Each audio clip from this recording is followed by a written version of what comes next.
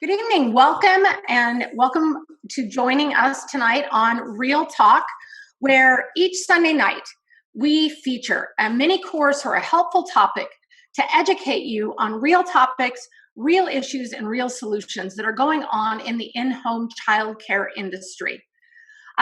Tonight's guest is near and dear to my heart because I've actually had the privilege of working with her a few years ago. And so I've experienced firsthand what her heart is for families, for children, and for other people who are working in this industry. And I've got to experience how respectfully she communicates with other people. And so inviting her on tonight was really a really easy decision, especially since over the years I've gotten to see her pursue her dreams.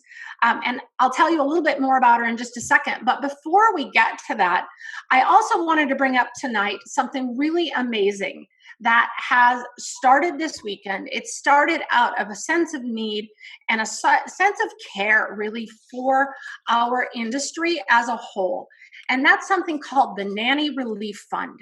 It was started and launched just this weekend, and in just about 48 hours roughly, with some matching donations from two amazing companies, Homework Solutions and GTM, they've raised over $55,000 to help nannies who have lost their jobs and lost their income during this really challenging time. We have made some contributions to that as well, and we are really excited to put our support behind what these amazing people behind this group are doing. So there's going to be some information in the feed about that, and if it's something that you are moved to consider, you can click on those links and check it out. And today we are at Newborn Care Solutions, we're actually offering a little bonus. So for anybody today who donates $50 or more, we will also give you $50 of online credit with our company for taking classes with us and things like that. So it's a way to do that. And I know that there was a challenge for some nannies to donate their furlough checks, those who were able to do so. And so for anybody who does that, we are giving you $250 of credit, just kind of as a way to say thank you for donating and supporting the nanny community. So check all that information out. It should be in the feed there for you. And so I want to introduce Hope to you. Her main bio is in the feed. You'll get to see that to her. But aside from being a nanny, a postpartum doula, a mom, and a fantastic person, she's also a licensed therapist. And I'll let her tell you a little bit about what she does, because she works still in the nanny industry, but in a slightly different capacity. And she's here tonight to offer some really great professional insight into our topic tonight, because we understand that caregivers may be missing their sense of purpose while they're in isolation. And really the goal tonight is to deliver positive coping strategies, resources, and answers to some of your questions to help keep you plugged into your career, to help you still feel connected to that community while you're practicing some much needed self-care under these unique circumstances. So Hope, welcome tonight. We're really excited to have you. And why don't you tell us a little bit about you and what you do? Yeah, sure. So I was in the nanny industry for about a dozen years. It put me through grad school to be a therapist. I worked for 5 years as a full-time nanny and then 7 years as a travel nanny. And I mostly worked in the Bay Area with some high net worth families to travel. Eventually I became a therapist and I had to get my hours full-time. So I had to leave nanny and it broke my heart. And I had studied as a therapist attachment and working with children and families. And so it was interesting once I left the nanny field to be able to find a way to contribute and to still tie in the work. A lot of the families continued to reach out to me and ask for help in kind of consulting with them to create sustainable schedules, like what's the best fit in terms of a nanny for certain age groups with children. And so I've stayed connected in that way, and I've flourished because of the nanny industry, because like families, we don't have a tribe anymore. And I say that as a mom now. Nannies are the tribe, and child care providers just in general. That includes newborn care specialists and postpartum doulas and the whole gamut, right? So, Right. so they're so needed, and it's really hard to see what's going on at this time. I think there's kind of this dichotomy of people are being really overworked or they're out of work. So I wanna help out and bring some coping skills, and I'm excited to do that tonight. Very good. So we'll get to some questions that were sent in for us, but I wanted to ask you first, kind of, can you give us a little bit of insight into ways that, kind of why is it? What's causing this sense of kind of being disconnected? Is it just the staying home, or is it the social distancing? Is it not being able to be out in the public? What is it that's kind of causing that feeling of isolation? And I know, at least for me, like a sense of loss almost. Yeah. I think some of it is fear. There's a lot that plays in with, like, the media and things like that. The other part too is I think that people don't want to be judged for overstepping, right? So some of that is kind of the sociology piece of, like, is this person going to be okay if I, reach out to talk to them? Like, what are they comfortable with, right? And then, families are always concerned with children or with the elderly. They want to be overly cautious. So, and there's a lot of different ideas about what safety means. And that's going to be very subjective, right? And so there's not really an opportunity to discuss that ahead of time when you're trying to connect with someone. So I think that those all kind of play a part. And I think nannies, they feel the same way. What is the family comfortable with, or what aren't they? Same between nannies, right? I know that nannies work on teams together too. Some people might have autoimmune conditions you don't know about, and so I think it's just because everyone varies in terms of safety, and so that's really creating a disconnect right Hmm. Yeah, I've talked to a lot of nannies. I honestly, I mean, my heart breaks for anybody who's out of work. now. But then I go right to almost the nannies that are on the teams and that they're working in homes, the ones who've either lived in before or have had to move in Yeah. and are just working brutal hours. Yes, yeah. A lot of them, you see, it's on this spectrum, and it's just, what's really sustainable, because especially if somebody wasn't living before, there might not be boundaries established, and so that's really challenging too. So I really want to speak to that as well, is that, those nannies are struggling too. So it's definitely, it's a challenging time, and I think it can be hard for nannies to connect with each other, because if you're furloughed, it might be hard to really empathize with somebody who's working a lot, right? Like, will you get all these hours, right? And so some people are finding disconnect in that sense as well. For sure. So, do you have like some really great suggestions or really great advice for those nannies who are either furloughed or laid off, who are out of work? Some things that they can do to kind of connect with their community or to take care of themselves, to make sure that when we come out of this, that they come out of this, not only get through it, but come out of it okay. Yeah, one thing that I think is important to bring up is the concept of post-traumatic growth. So we're all experiencing a trauma in some way.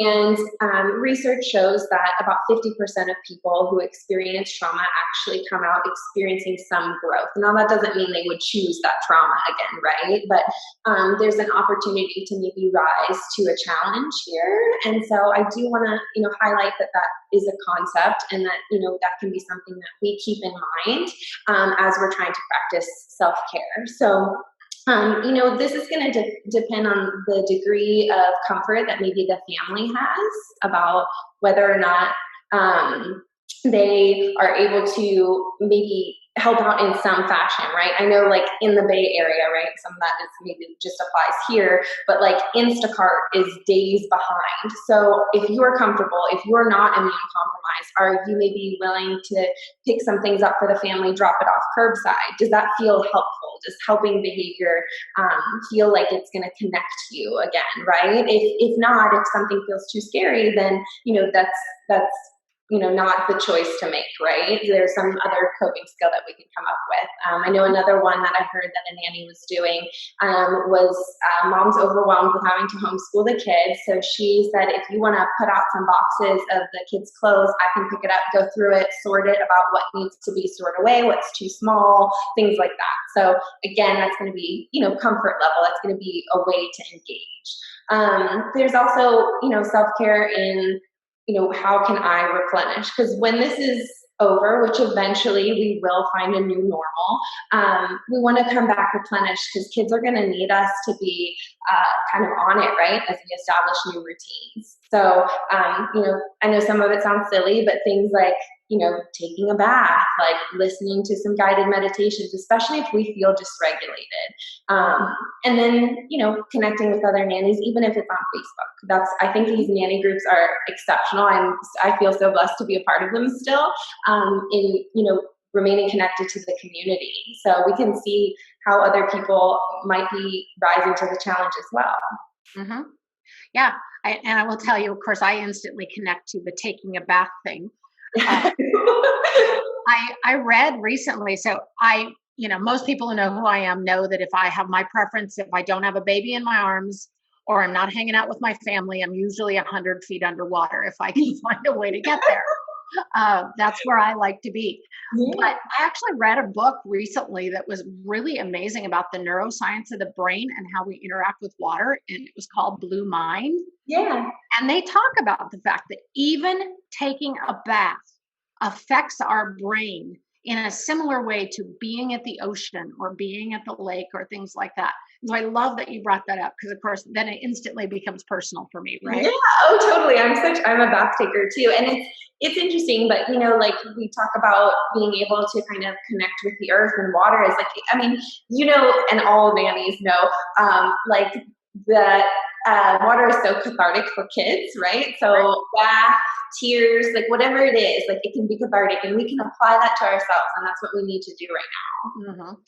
So going to the far end of that spectrum, actually, let's stop in the middle first, and then we'll go to the far end of the spectrum. So for those nannies who are still working and are still on a relatively regular schedule, their lives have still been significantly impacted. And then we'll get to the ones who are like insanely working, right? But even though they're still working, many of them have either moved in with their nanny families, even if the family is honoring their off time, they've still moved in, they're not at home. Or if they are still at home, most of them, out of care and love and respect for the families that they're working with, are literally just working and coming home, working and coming home. They've still experienced a loss of a lot of their normal around this too. What are some things for people who are still working, so have limited time, and maybe can't get to the store, et cetera? How can they find ways to take care of themselves, even if it's like during the workday? Is there anything they can do? A big thing for me is, and I know it's challenging sometimes to reach out when we don't know people, but trying to connect with the community. So, that might be a time to reach out to nannies who maybe don't have as much work or are underemployed, because there are nannies who are still working but are underemployed even. Right. And to ask almost for mentorship through this, like to kind of, we're missing the social piece, obviously, and there are a lot of nannies who are social creatures. That is, if you're an extrovert, that is how you replenish. It's not the bath, right? And so finding a way to do that where we are still respecting, social distancing and being safe, but I think having other nannies who can lift us up is really important. There are also, a lot of therapy apps that, you can text someone that you can practice throughout the day. You can text a therapist or a counselor, things like that, that I think can be really helpful. And then, relying on some of the services that are out there. I mean, like I said, Instacart is, it's backed up, but maybe having families pick up a few things for you with whoever's doing the shopping. It's going to take being somewhat assertive, which is like one of my favorite words for the nanny industry, but being somewhat assertive with the family that your time is becoming limited as well. And so whoever's doing the shopping, if that's you, hey, I'm going to have to pick up a couple things for myself, or if it's someone else within the family, maybe we can find a rhythm where you're able to grab a few items for me. Right. Right. Absolutely. And I actually did an interview when this whole thing started. I did an interview, so it's probably been 3 weeks ago now, almost 4 weeks ago, for the New York Times. Wow. And when I did the interview, that was actually one of the things I said is to families, if you want your nanny to be less out in public and you want to do some things to help protect your family, here's a simple step that you can take. When you get your groceries, get a little bit extra, right, and share it with your nanny. That's something that can make a huge difference, because especially if they're working longer hours, or it's harder for them to get to the store, or maybe they get to the store and then there's a big long line with them. Exactly. Or the day I went to Costco, there had to have been like 1,500 people. We just got back in the car and left. Right. And so, that's a simple way that a family can make a difference. What would you tell nannies that are working either in a teen situation or have moved in and aren't having really clear, hard boundaries, and who are essentially just on the clock, working around the clock, working insane hours to try and help families feel safe and keep everybody protected? That's going to be one of those situations where you're going to have to talk with the family, even if it's coming up with some sort of break, or being able to take a moment, right? Because, you are being the village, and that's going to be really challenging, but you also have to look at what is sustainable. So you have to be able to say, from this time at night to this time at night, I need to be able to eat my dinner alone, or whatever it is, right? So you still want to be a team player, of course. And especially if you're a part of a nanny team, that means rely on your team, tag team. And it's a skill, to be able to speak directly to families, but this is about you being your best self for those kids. And that's going to take the initiative of practicing self-care, even in just small increments. It can be, sitting in the bathroom on your own, listening to some music for just a few minutes, just to reset, right? So I think that's kind of the most important piece, is being able to find little pockets to replenish, because I think that everyone's under a lot of pressure right now. A lot of parents are trying to work from home. There's homeschooling. A lot of nannies, they didn't train to be a teacher. And so, they're really having to step their game up. And that's a lot. So I really, I empathize for them, and I just want to find ways to help support them. And again, that might be another opportunity to rely on the nanny community, reach out to people, try to connect, because there are nannies who, they want to stay in touch with their profession, and if they're underemployed or unemployed, they might, just have an encouraging word. Absolutely. So we talked beforehand that you had a couple of points. I shared that I had some questions that had been sent to me. Do we want to address those questions? Do you want to address the couple of points you wanted to make? And then when we get kind of to the end, I will check the feed here and we'll ask you the questions that are. Sure. Let me go ahead and just pull up some things that I want to make sure that I highlight here. I think that this is an opportunity. I want to speak to nannies that might wind up looking for a job after this, if they're out of employment. This is an opportunity to, maybe reach out for continuing education. That doesn't have to be formal. That could be YouTube, right? It's, I want you to maybe pursue your passion a little bit, something that you don't have time to do, if you can bring yourself to do it. I know it's really hard and people are in a state of fear, but you can also reach out to people who put on things like webinars. If you can't afford it right now, I know that most people are really understanding and they might do an exchange of services, or they might do a highly discounted rate or kind of an IOU. I think it's a really good time to maybe to keep that growth mindset going about if I'm going to enter the new market, what type of nanny or child care provider do I want to be? Who do I want to present? And if I have some time right now, maybe I can build some skills. So, and I want to also reiterate that there will always be essential workers who are going to need help with their children. And so whatever kind of the new normal is, it doesn't mean that no one's going to be hiring. You know, even if it's a slow process of who's going back to work when, there will be new jobs. And I just want to reassure nannies of that, because nannies have stepped up to the plate so much during this, and the ones who are underemployed, there will be opportunity. Mm-hmm.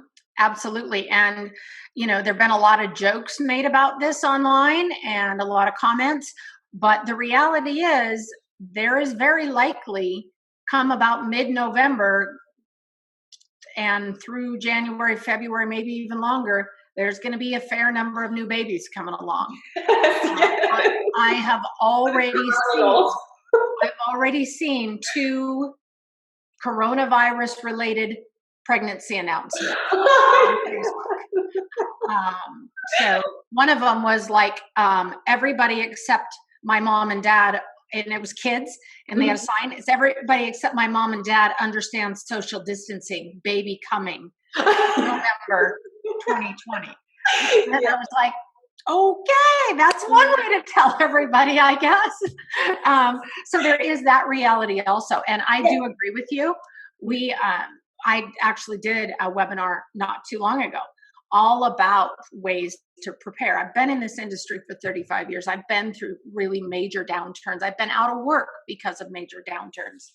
And I shared that concept of get your resume in order, make sure everything's accurate on there, make sure that any certificates you have, get everything that you can do up to date, ready, get applications done. We know that nanny agency applications take a lot of time. Oh, yeah, absolutely. They're worth the investment because there's a good job on the other end. But nevertheless, you know, get all those things in order, because that's what makes you stand out. Right. And we're the first one they call when the job openings start coming. So yeah, because you know, a lot of the time, even in childcare interviews, they're going to ask about like, how do you respond in an emergency? And you were the one who you got it together, right? You were the first to step up to the plate when things started to establish a new normal. I'm ready, right? I'm ready. So that sends that signal to the agencies and to families, and that gives them a sense of security, because they're struggling right now. Families are really having a hard time. So, to have that person who's ready to hit the ground running, that feels great for our family. For sure. Any other tips that you wanted to share? Sure. Sorry, I have these notes on my phone. That's all right.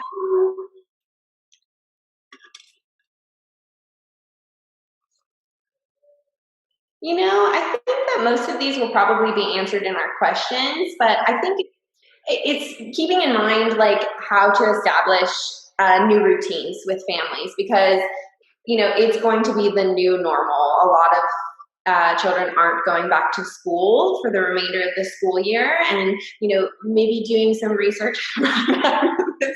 It seems almost everywhere. It's going to be challenging. Kids have never had to face this before, and sometimes if they're younger, they're pretty adaptable. But when they're older, it's hard. They've had to miss out on a lot. Kindergarten or 5th grade graduations, things like that. They're missing out. So, and even being social again as children is going to be a little bit challenging. They've had to be distant for so long. And so I think kind of doing some research around what's going to be the new rhythm for a family, and how to make that as easy as possible. So that could be, researching for particular age groups if you're still with a family, or maybe the age group that you'd like to work with next. Just keeping that in mind as we're moving forward. Like what's it going to look like to help a child adjust? Because it's going to be a constant adjustment, right? As they eventually do go back to school. They've been out of school for 6, 8 months. I mean, that's going to be hard too. So, For yeah. sure. I agree. So I'm going to ask you kind of some of the questions that came in. I have kind of three main ones that came in, and I had a couple others, but they piggybacked on these so much that I kind of just focused on these three. So the first one was from a nanny who is in the New York City area. And she said, I live alone. I've been off work for a few weeks now. I've been having groceries delivered when I can get them. And I live somewhere that it's not easy to go out. I've literally not interacted with or touched another human in a month. And when I do go out for walks, people act weird. They look away. They don't even acknowledge one another unless we already know each other. I'm really struggling with how to handle this. What suggestions do you have? And I just want to really empathize with that nanny, because I know as a caretaker how hard it is. Like, this is your passion, connecting with other humans, with little spirits in particular, but being a part of a family, right? And helping out. So while it is challenging, I think we have to find ways that we are able to connect. Now, of course, family is ideal, but some people don't have a lot of family. Like I myself, I only have my mom that's still around. So, you can only talk to one person so many times on Zoom or FaceTime. I think, of course, I've mentioned it a few times, trying to find maybe some mentorship in the nanny community. And then, I think something that's particularly challenging is loss of like physical touch. Like we hug children, we play little hand games with them, and so if you don't have a pet, which a pet would be ideal, even watching some YouTube videos on like self massage, which stimulates oxytocin in the body, similar to giving like a little one a hug. Maybe reflexology, things like that. The bath, things that are very like stimulating for the skin, can be really reassuring. This won't last forever. So, we can always try to connect with neighbors, ask if people need anything while we're already out. You can even say, I'm going to sanitize what I pick up with these wipes that I have, or something like that. I know that, a lot of grocery stores have special shopping times for the elderly, but maybe if you know someone who's elderly and they're on your way home, you could ask if they need something picked up, because no matter what, somebody's going to be handling your groceries, and maybe you're in a position to do that where you feel like it's safe for you to do so. So finding ways to connect that are small, that maybe you don't have the direct contact, but you're able to still feel like you're helping. People who are helpers by nature, which all nannies, all childcare people are, you're going to feel better when you're doing something helpful. Mm-hmm. A lot of people are making masks right now, and that can be great too, is, kind of, if you like to sew, or you're able to kind of learn quickly by following patterns and stuff, that can be something to do. You can also, I don't know how connected she may still be with her family, but you can, create like a YouTube or audio or video of you reading some stories, and then ask if the family can send back like a video or audio of the kids listening, right? Those are always things that we can do that are small, but that might help us to feel still connected. Great. Thank you. So the second question, I don't know where this nanny's from, but she said, my nanny family had to let me go with no notice because my mom boss was furloughed from her job. I'm getting unemployment and I'm okay financially, as they're great, and they took their vacation pay and gave me a month's severance on top. But I did not even get to say goodbye to my nanny kids because of this stupid virus. We've chatted via Facebook Messenger video, but it's just not the same. I'm feeling really sad about this, and I don't know what to do to make it feel better. I think some of this is going to be, I know self-care is very trendy, but it's going to be, implementing self-care where maybe we're journaling, where we can process emotions that we're going through. I can always give tips for finding other ways to connect, like becoming some sort of, pen pal, depending on the age group with the child, if that's through email or some sort of like messaging. You can always try to get parents to help engage more. But I think at the end of the day, the biggest piece is going to be processing grief. Like, we're all grieving in some way, whether we're grieving balance because we're overworked, or we're grieving, that we didn't get the goodbye that we wanted with a child. And some of that can be even writing a letter that you don't send to the child, or maybe if you pick up a stuffed animal that you intend to send to the child, especially if it could be washable. Mom could, put in the washing machine if you're really concerned about, the safety and things like that. But being able to sit with grief is a skill, and I think that if we don't face it now, we have to face it eventually, because we've all experienced loss in this situation. So, I can only imagine how hard it is for that little one, right?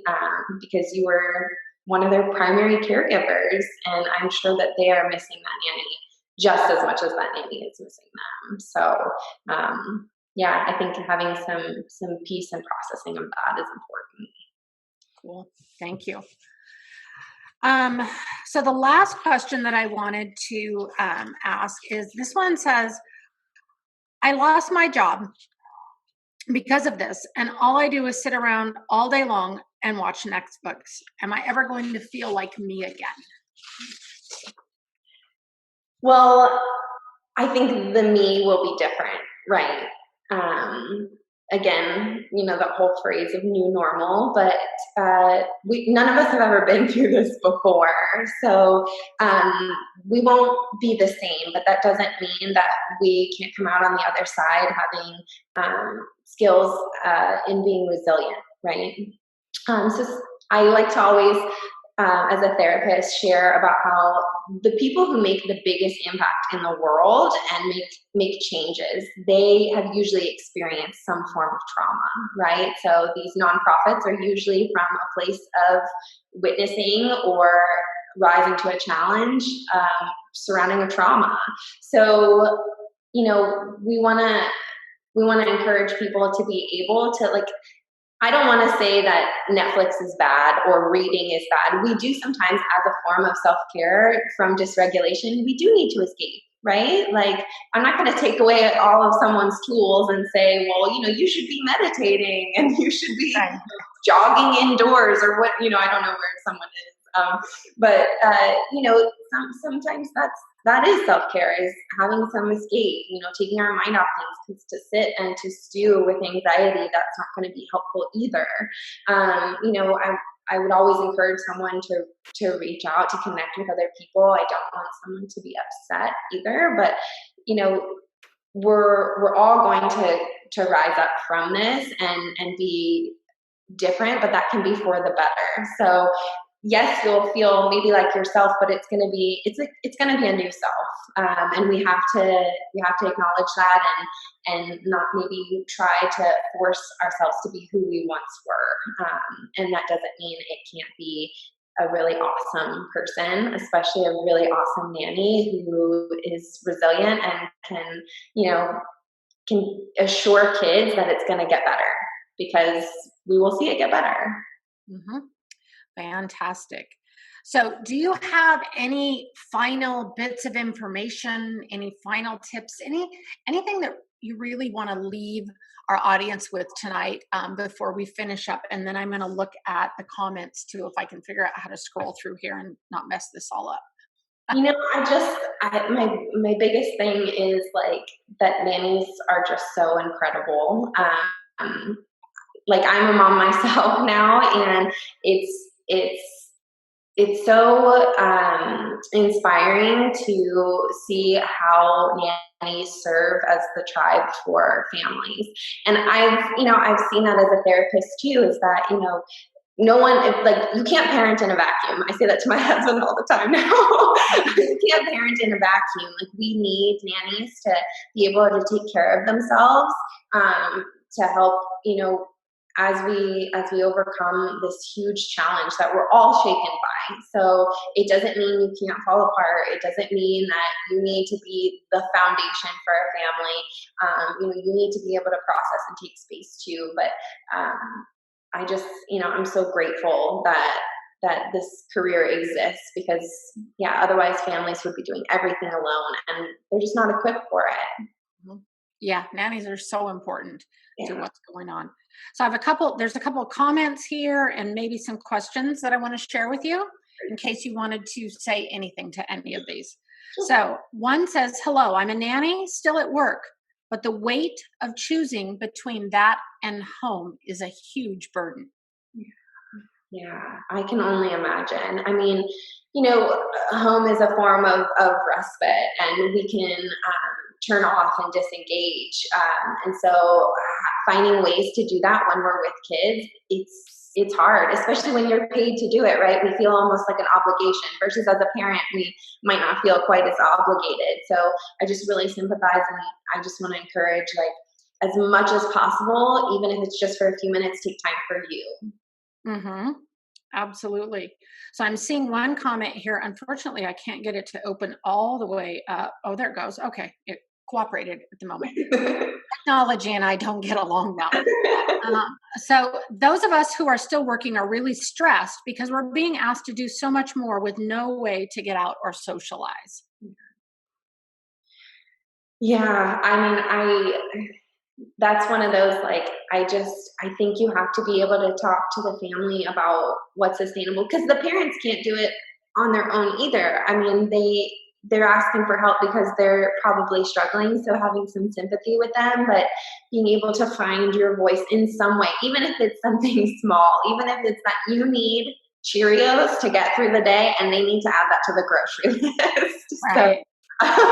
whatever it is, like, at this point, like, because the kids are relying on you, and I know that the parents turn to you too, right? Because we've all been there where we sit and we chat with the parents after work, and we, lend a supportive ear or a shoulder to cry on. And so you can't do it all. You have to be able to say, like, I just need this one little thing, whatever it is. Like, I know you're gonna be at the end of your rope on some days, and I sympathize, but wherever we can build you up, I want to do that.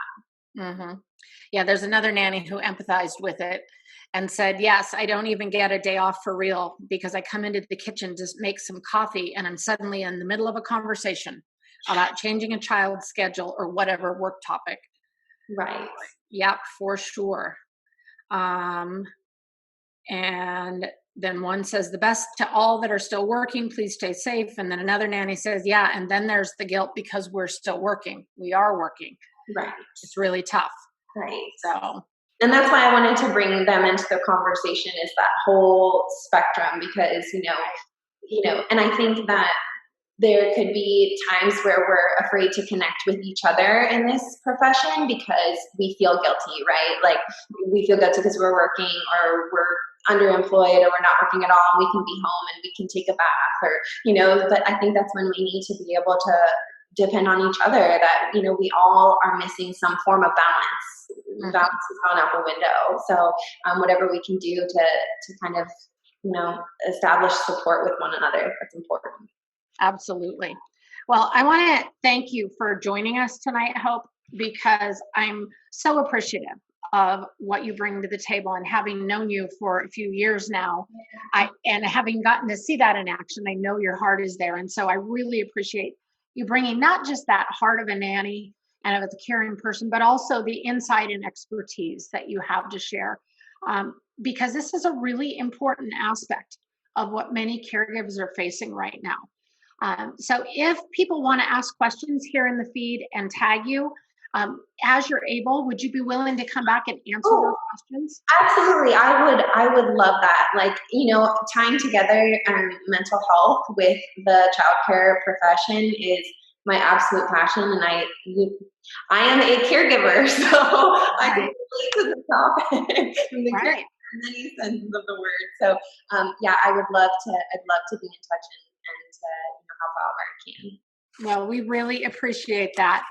It means a lot to me to have you on here and to have you share. And I really hope that the people that are watching this tonight can take something positive that really changes things for them and gives them a little bit of hope in Yeah. this.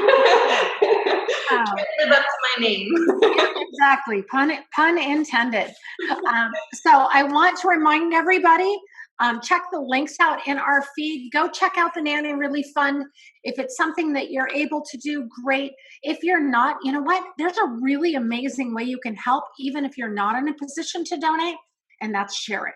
Tell other people about it so that other people who are in a position to donate can help and contribute to that, because it's our nanny colleagues who are suffering right now. And this is a really practical, really hands and feet, as I call it, way of supporting them. So thank you to each one of you who are joining us tonight and those that will watch this on the replay. Each week, we feature a free mini class or a topic relevant to our industry live on our Facebook page here. These short sessions feature real topics, real issues, and real solutions. So watch our Facebook page for information about next week's guest and next week's topic, which is Alexandra Latin, who's going to speak to us about the importance of integrity in our profession.